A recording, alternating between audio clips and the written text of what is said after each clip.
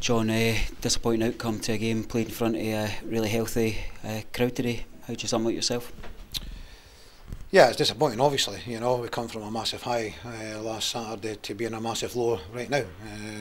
We gained the 3 points on our growth last week, and then we throw them away this week. It's a story of the season, really. You know, we're so inconsistent. We can't build that momentum to go like 3, 4, 5, 6 games winning in a row. You know, and that's what we need to do, such as a standard of what Arbroath have set with regards to winning the amount of games that they've won. We need to go on a run like that, and we just go up and down. We just cannot get the mentality right to do it in every single game, and you can't start at half time. You can't give any team 2 goals at a start, you know, and we know it's a derby game. It's a difficult game because we haven't beaten East Fife you know, prior to the game and obviously after the game, so we know going into the game that we'll need to play, but unfortunately, you know, the mentality side of it, you know, raises its ugly head again, and we're caught out, and then we fight the second half to get back, and we worked harder and we put a bit more into it. We lacked that wee bit quality, but the basic stuff that went wrong in the first half, basic passing, basic even taking throw-ins, you know, well, you've not got any hair left because, you know, things like this, you know, it's just does your head in. You know.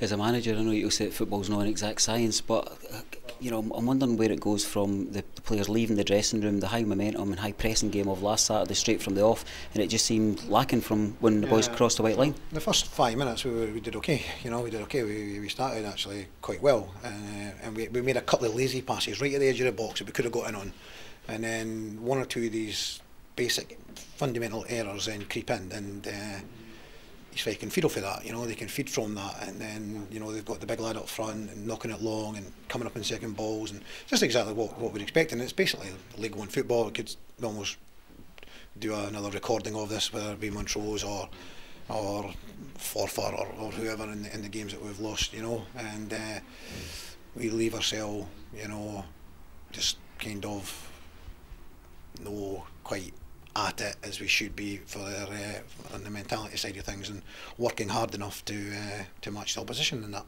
We find ourselves 2 goals down at half time. Would it be fair to say that both goals showed a wee bit of lack of concentration from us defensively? Yeah. I think we've won a first header, it drops in midfield, and then their lads got enough time to thread a ball through for a runner going in behind to score. So we don't get pressure on the ball, we don't match a runner, and you find yourself a goal down. The second goal is more of an error where Ian's under a bit of pressure but trying to go back to the goalkeeper, leaves it short and the guy cashes in. So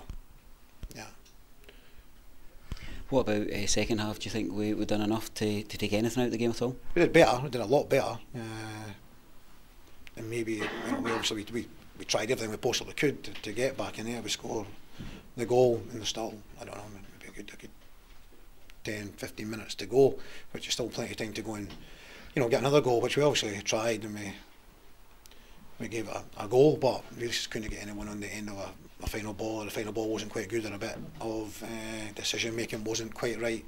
So, you know, you lick your wounds and move on. You mentioned about mentality as a coach, as a manager. How do you address that within the squad when we feel that there's quality there, there's skill there, but it's actually the kind of adherence to the game plan that's held us back today? That's not the easiest one, you know. That's not the easiest one. That comes from within the individual players, you know. So you think you're winning a war when you go to Arbroath, you know, because in that situation you have to have strong mentality, and we did show that, you know, and we have got it.